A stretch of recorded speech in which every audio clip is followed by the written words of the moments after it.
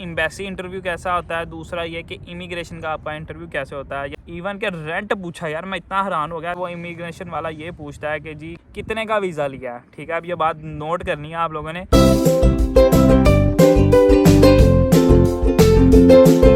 अस्सलामुअलैकुम everyone, welcome back to a new video. तो यार कैसे हो आप सब? उम्मीद करता हूँ आप सब खैरियत से हो गए। आपको आवाज़ सही आ रही होगी क्योंकि मैंने आज कोई माइक नहीं लगाया, क्योंकि मैं सुबह जो हूँ भाई शिफ्ट ख़त्म करके घर पहुँचा हूँ और मुझे पता लगा कि जिस ट्राउज़र के अंदर मैंने नमाज़ पढ़ी थी वो ट्राउज़र के अंदर ही मेरी कीज़ थी और वो घर रह गई। अब मैंने अपने दोस्त को इतना फ़ोन किया, बम भी फट जाए वो बंदा नहीं उठता। तो खैर 50 कॉल्स करने के बाद मुझे ये नतीजा मिला कि मुझे जाके वीडियो ऐसे ही शूट कर लेनी चाहिए। वैसे भी घर जाके तैयार होकर मुझे शूट करनी थी, तो अब मैं ऐसे ही शूट कर रहा हूँ। उम्मीद कर रहा हूँ आपको आवाज़ सही आ रही होगी। तो यार दो तरह के क्वेश्चन मुझे बहुत ज़्यादा पूछे जा रहे थे पिछले दिनों के अंदर। एक ये कि एम्बेसी इंटरव्यू कैसा होता है, दूसरा ये कि इमिग्रेशन का आपका इंटरव्यू कैसे होता है। यानी कि जब आप लैंड करते हो यूके में, ऑस्ट्रेलिया, कहीं भी लैंड करते हो तो आपका इंटरव्यू कैसे होता है, उसमें वो क्या पूछते हैं, क्या वो उसमें वापस भेज देते हैं, डिपोर्ट कर देते हैं, या क्या सीन होता है। तो आज मैं वो डिटेल में आपको बताने वाला हूँ। मैंने बहुत ऐसे यूट्यूबर्स देखे थे, जब मैं खुद आ रहा था, वो क्या करते हैं बेसिकली वो अपना एक्सपीरियंस नहीं शेयर करते जो उनके साथ हुआ होता है। वो बेसिकली जो नोट्स हमें मिलते हैं ना इंटरव्यू टेस्ट क्लियर करने के लिए अपनी यूनिवर्सिटी के लिए, वो सारा कुछ वही बता देते हैं। तो ऐसा कुछ नहीं होता। मुझे लगा था कि यार ये बहुत ज़्यादा वीडियो होनी चाहिए, लेकिन मैंने आज अचानक से देखा, मैंने कहा यार देखूं कि किसी और ने ये कंटेंट बनाया कि नहीं, क्योंकि मैंने ये लास्ट ईयर बनाया था, उसके बाद मुझे नहीं याद मैंने बनाया या नहीं।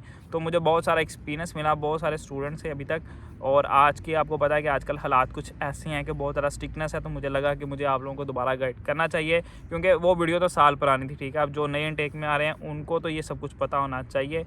तो आज बेसिकली मैं इमिग्रेशन के ऊपर ही सारी वीडियो बनाऊंगा कि यहाँ पर आते हो आपके साथ क्या क्या सीन यहाँ पर होते हैं, सारा डिटेल में बताऊंगा। तो यार सबसे पहले तो मैं आपको ये बता दूं, जब आप एयरपोर्ट पर लैंड करते हो वहाँ पर दो तरह की लाइंस होती हैं। ठीक है, एक जो होता है वो यूके रेजिडेंट्स के लिए होती है और एक जो होता है वो इमिग्रेंट वालों के लिए होती है। अब सीन क्या था, जब मैं लैंड किया था मुझे नहीं था पता, कुछ लोग इधर जा रहे थे कुछ इधर जा रहे थे, तो मैं कुछ इधर वाले लोगों की तरफ चला गया। वहाँ पे वो लोग अपना पासपोर्ट स्कैन कर रहे थे और उनके लिए सिर्फ वो वैसे ही दरवाजे खुल रहे थे और वो वैसे ही निकल रहे थे। अब होता क्या है, जब आप एक कंट्री के वासी होते हो ना, यानी कि एक कंट्री के नेशनल होते हो, तो क्या होता है कि आपका सिर्फ स्कैन वो करते हैं और आप ऑटोमेटिकली बाहर हो जाते हो। ऐसे ही जैसे अगर आप शेंजन वीज़ा पर जाते हो ना, लाइक मैं इटली गया था, तो मैं जो था ना ऑलरेडी एक शेंगन कंट्री के अंदर था, तो मुझे फ़्लाइट ही ऐसी मिली थी कि मेरा किसी तरह का कोई भी इंटरव्यू नहीं हुआ और मैं इटली में डायरेक्ट बाहर निकल गया था। ठीक है, हम उल्टा ढूंढ रहे थे कि कोई बंदा मिले हमें स्टैंप लगाए, लेकिन वहाँ ऐसा कोई सीन नहीं होता।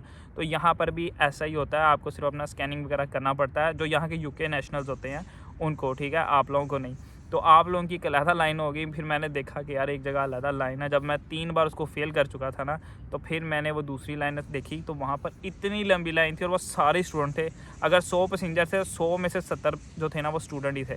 तो सीन ये था कि वहाँ पर हुआ क्या, मेरे साथ क्या हुआ, आपके साथ क्या हो सकता है। तो दो चीज़ें हो सकती हैं। ठीक है, पहली चीज़ तो ये जो कि 30% स्टूडेंट के साथ होती है, जो कि खुशकिस्मत होते हैं। ठीक है, उनके साथ क्या होता है कि वो सिर्फ एयरपोर्ट पहुँचते हैं, उनसे वो इमिग्रेशन वाला ये पूछता है कि जी कहाँ से आए हो, आपकी डेट ऑफ बर्थ क्या है, आपका पूरा नाम क्या है, किस मकसद के लिए आए हो, यानी कि आप स्टूडेंट वीज़े पे हो, जिस पर भी आपने उसको बता देना है। उसके बाद आपकी यूनिवर्सिटी का नाम पूछेगा, आपके कोर्स का नाम पूछेगा, दैट्स इट, ख़त्म। तो वो बंदा इजीली पास कर लेगा। 30% ऐसे लोगों के साथ होता है। मेरे भी 2-3 दोस्त ऐसे थे जिनके साथ हुआ था, लेकिन ना मेरे साथ हुआ है ना मेरे दोस्त हमजा के साथ हुआ है। और भी काफ़ी मुझे ऐसे लड़के मिले हैं जिनके साथ उन्होंने काफ़ी लंबी बातचीत की है। बेसिकली वो आपको फंसाते हैं। ठीक है, फंसाते कैसे हैं, वो चेक भी करते हैं कि आपकी इंग्लिश अच्छी है या नहीं, आप कम्युनिकेट कर सकते हो या नहीं। बेसिकली आप तो स्टूडेंट वीज़े पे रहे हो ना, तो वो यही चेक करते हैं कि यार आपकी कम्युनिकेशन स्किल है या नहीं है। एक और बात कि वो फंसाने की ट्राई करते हैं कि लाइक आपने ये वीज़ा बाय तो नहीं किया। ठीक है, इस तरह के भी क्वेश्चन पूछते हैं। ठीक है, मैं अपनी स्टोरी बताता हूँ, साथ साथ आपको मैं ये भी गाइड करता रहूँगा कि आपके साथ वो कैसी क्वेश्चनिंग कर सकते हैं। पहली तो मैंने आपको बता दी, दूसरा कौन सा बंदा है वो मैं हूँ। ठीक है, मैं अपनी आपको सारी जर्नी बताऊँगा कि मेरे साथ क्या हुआ था और आपके साथ क्या हो सकता है। तो भाई सबसे पहले मैं पहुंचा हूँ, उसने मुझसे पूछा जी कहाँ से आए हो, मैंने उसको बताया जी मैं यहाँ से आया हूँ, पाकिस्तान फैसलाबाद में बिलोंग करता हूँ। उसने कहा ठीक है, आपका नाम क्या है, मैंने उनको नाम बताया। ईमेल उसने मुझे पूछी, ईमेल क्यों पूछी वैसे मुझे नहीं पता, लेकिन उसने मुझसे ईमेल पूछी। उसके बाद उसने मेरी डेट ऑफ बर्थ पूछी। जब आप डेट ऑफ बर्थ बताते हो सारा आपका चट्टा खट्टा खुल जाता है, पूरा डाटा उनके पास पहुँच जाता है। तो आपने सब कुछ उनको सही तरीके से बताना है। ठीक है, कुछ आगे पीछे ना कर देना। उसके बाद उसने मुझे पूछा जी किस वीज़े पर आए हो, मैंने कहा स्टडी वीज़ा पर। उसने कहा कितने का वीज़ा लिया है, ठीक है, अब ये बात नोट करनी है आप लोगों ने। उसने मुझसे पूछा कितने का वीज़ा लिया है। मैंने एक बार गौर किया, अब ज़ाहिर बात है मेरी लिसनिंग अच्छी थी तो मुझे समझ आ गया। तो भाई जो भी आ रहा है अपनी लिसनिंग पे और स्पीकिंग पे काम करके आना। बहुत सारे स्टूडेंट कहते हैं कि यार हम कैसे करें, मुझे समझ नहीं आता, हम यूके जाके कैसे सर्वाइव करेंगे, वहाँ की असाइनमेंट्स बड़ी मुश्किल होती हैं। तो अगर किसी को असाइनमेंट्स वगैरह की टेंशन हो तो मैं नंबर मेंशन कर देता हूँ, आप इस बंदे के साथ कांटेक्ट कर लेना, ठीक है। लेकिन अगर आप कहते हो कि आपको इमिग्रेशन से निकलना है तो उसके लिए भाई आपको अपनी स्पीकिंग और लिसनिंग पे बहुत काम करना पड़ेगा। आपको कम से कम, क्योंकि गोरों का जो एक्सेंट होता है ना वो बहुत चेंज होता है, तो आपको वो आना चाहिए। तो सीन क्या हुआ, उसने मुझे पूछा कि यार कितने का बाय किया। मैंने उससे कहा कि मैंने बाय नहीं किया, आई एम अ स्टूडेंट, ठीक है। तो उसने कहा नहीं स्टूडेंट हो लेकिन बाय कितने का किया। मैंने कहा मैंने बाय नहीं किया, मैं स्टूडेंट हूँ, मैंने 5000 पाउंड जो है वो अपनी फ़ीस पे की है, ठीक है, ये मेरी यूनिवर्सिटी है, ये मेरा कोर्स है। तो उसने कहा ओके ठीक है, वहाँ से मैं क्लियर हो गया। फिर उसने मुझसे पूछा कि आपके कोर्सेज़ कौन से हैं, ठीक है। तो लाइक ये नहीं पूछा कि कोर्सेज़ टोटली कितने हैं, ठीक है। आपको याद होने चाहिए कि आपके कौन कौन से मॉड्यूल्स हैं। मॉड्यूल से मुराद ये है कि आपने सब्जेक्ट्स कौन से पढ़े हैं, ठीक है। बहुत सारे स्टूडेंट पूछते हैं कि यार मॉड्यूल क्या आता है। मॉड्यूल बेसिकली आपके सब्जेक्ट्स होते हैं। तो कुछ चंद एक आपको याद होने चाहिए, 5-6 याद होने चाहिए ताकि आप उसको बता सको।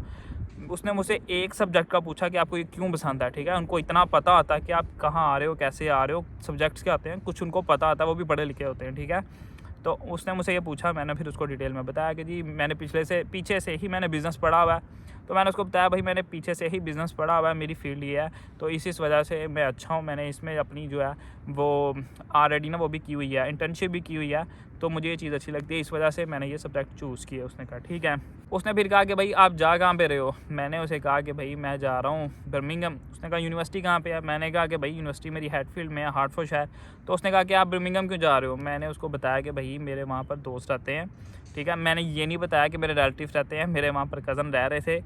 कज़न अगर स्टूडेंट पे है तो ठीक है आप उसको बता सकते हो, लेकिन अगर आपकी फैमिली है, बहुत सारे मुझे स्टूडेंट ये पूछते हैं, इवन के जो स्पाउस वगैरह पे भी आते हैं, डिपेंडेंट भी आते हैं, वो भी मुझे ये पूछते हैं कि भाई हमें उनको ये क्यों नहीं बताना कि हमारे यहाँ पर रिलेटिव नहीं रहते, हम क्यों बताएं कि हमारे दोस्त रहते हैं। मुझे बहुत सारे इंस्टाग्राम पे मैसेज आते हैं। आपने भी कोई छोटी मोटी बात करनी होता है मुझे इंस्टाग्राम पे मैसेज कर सकते हो, लेकिन बात यह है कि आपने इसलिए नहीं बताना होता क्योंकि जब उनको पता लग जाता है ना कि यार इसका यहाँ पे कोई रिलेटिव है, उनके माइंड में यही बात आती है कि बंदा सेट होने आया, या इस तरह के डाउट्स, ये बड़े पुराने डाउट्स हैं और वैसे ही चलते आ रहे हैं, ठीक है। तो आपको उनको ये मेंशन करने की कोई ज़रूरत नहीं है। उनके पास आपका डाटा आता है, आपके पेरेंट्स का आता है, उनके पास ये डाटा नहीं होता है कि आपके रिलेटिव्स यहाँ पर हैं या नहीं है। तो आपको बेसिकली उनको ऐसा कुछ नहीं बताना। उनको कहना मेरे दोस्त हैं, मेरे किसी रिलेटिव ने बुक की है वहाँ पर, या मैंने खुद ऑनलाइन बुक की है। आपको पोस्ट कोड पता आना चाहिए। मैंने उसको पोस्ट कोड बताया। उसने कहा कि भाई रेंट कितना पे कर रहे हो। इवन के रेंट पूछा यार, मैं इतना हैरान हो गया, पर मैंने प्लानिंग पूरी की हुई थी। मैंने उसको बताया यार हम 4 लड़के हैं, हम 200 जो है ना वो पर पर्सन वहाँ पर पे कर रहे हैं। उसने कहा ठीक है। तो लाइक ये भी देखो कि कितना ज़्यादा नोट करते हैं। और एक फ्री की सलाह दे रहा हूँ, जो भी पाकिस्तान से ख़ास तौर पे आ रहा है, इंडिया का मुझे कोई पता नहीं कि वहाँ से कौन सी फ़्लाइट आती है, तो भाई ये जो है ना टर्किश एयरलाइन, वो ना लेना। इतनी फजूल एयरलाइन थी, सर्विस अच्छी थी, खाना फजूल था। हमें तो खाना चाहिए। 6 घंटे मैं फ़्लाई करके आया हूँ, बीच में क्या मिला था, वो टमाटर वाला पास्ता, और यार वो कुछ खाने वाला था, यकीन मानो मैं भूखा आया हूँ। उसके बाद जहाँ पे मेरा स्टे मेरा था सिर्फ 1.5 घंटे का। सबसे बड़ी आप गलती ये करते हो, आप जो भी बुकिंग कर रहा है, जो भी वीडियो देख रहा है, तो याद रखना स्टे आपका कम से कम 2.5 से 3 घंटे का हो, क्योंकि जहाज़ से उतरते उतरते 1 घंटा लग जाता है। मैंने अपनी फ़्लाइट मिस कर दी थी, ठीक है। मैं पहले ही बता रहा हूँ, जो भी आ रहा है अपना जो डिस्टेंस बीच में रखो ना फ़्लाइट चेंज करने का, क्योंकि हमेशा चेंज होती है 1 या 2। तो आपने क्या करना है, अपनी जो फ़्लाइट का बीच में डिस्टेंस रखना है ना, वो 2 से 3 घंटे, 3 घंटे तो मिनिमम रखना ही रखना है। ऊपर रखोगे तो बेहतर है, ठीक है। तो वहाँ पर क्या है कि पहले भी खाना एक तो मज़े का नहीं मिला, फिर मैंने वो मिस भी कर दी। ऊपर से मैं खुद को झूठे दिलासे भी दे रहा था। मैं वहाँ देख रहा था कि यार बर्मिंघम की नेक्स्ट फ़्लाइट कहाँ से है। वहाँ पर ना लंदन लिखा आ रहा था, तो मैंने कहा शायद बर्मिंघम को ही लंदन कहते हैं। यानी मैं खुद को इतना झूठा दिलासा दे रहा था ना, इतना डर गया था। तो लाइक उस टाइम इतना ही डरा जितना जब मैंने उस बंदे से पूछा कि यार फ़्लाइट जो है मेरी नज़र नहीं आ रही। उसने कहा सर आपके मोबाइल पर टाइम क्या हुआ है। मैंने कहा ये टाइम हो गया। कहता आपने फ़्लाइट मिस कर दी। वहाँ मेरी बस हो गई। तो पर ये था कि समहाउ आई मैनेज, और किसी तरह से मैं लंदन पहुँच गया। लंदन कैसे पहुँच गया, मेरी बेसिकली फ़्लाइट थी वो थी बर्मिंघम की, फिर मैंने उसको कन्वर्ट करवाया। वो पूरी जर्नी जो मेरी है वो मैंने अपनी जो स्टार्टअप वीडियो थी मैं वो मेंशन कर दूंगा, आप वो जाके देख लेना, जो पाकिस्तान से लंदन की थी, ठीक है। तो वो आप लोग देख सकते हो, आपको बड़ा एक्सपीरियंस मिलेगा, पता लगेगा कि मेरे साथ हुआ क्या क्या था वहाँ पर, ठीक है। तो सीन ये था कि फिर मैं लंदन आया, वहाँ से फिर मेरी इमिग्रेशन हुई, मेरे कज़न आए वो मुझे लेके गए। तो उसने मुझसे पूछा कि रेंट वगैरह कितना दे रहे हो, ये वो। मैंने उसको बताया कि अभी मेरी ऑनलाइन क्लासेस हैं, अभी मैं अपने जो मेरे दोस्त हैं, मेरा जो नेबर है उसने बुक की है, वो वहाँ पर रहता है, मैंने उसके साथ जाके शेयरिंग में रहना है। तो फिर उसने कहीं जाके जो है ना वो मुझे क्लियर किया। तो सीधी सी बात है कि आप लोगों को एक्टिव रहना पड़ेगा, आपकी लिसनिंग स्पीकिंग ख़ास तौर पे बहुत अच्छी होनी चाहिए, ताकि आप उन लोगों को टैकल कर सको, उनके क्वेश्चन सुन सको और उनको जवाब भी दे सको। उसके बाद आपके जो इंटरव्यू क्वेश्चन होते हैं ना, आप उनको भी अच्छे से याद कर लेना, क्योंकि अगर आपको वो नहीं पता होंगे, क्योंकि उनके अंदर बहुत सारे ऐसे क्वेश्चन होते हैं जो ये लोग रिपीट करने की ट्राई करते हैं। जैसे कि मैंने आपको बताया मॉड्यूल्स वगैरह, कहाँ से आए हो, क्या पढ़ रहे हो, अगर आपको ये नहीं पता होगा तो फंस जाओगे, डिपोर्ट होने के भी बहुत सारे चांसेस होते हैं। तो उम्मीद करता हूँ आपको आज की वीडियो अच्छी लगी होगी। वीडियो अच्छी लगी है तो वीडियो कर देना लाइक, चैनल पे नए हो तो चैनल कर देना सब्सक्राइब। मिलते हैं इंशाल्लाह नेक्स्ट वीडियो में। अल्लाह हाफिज़।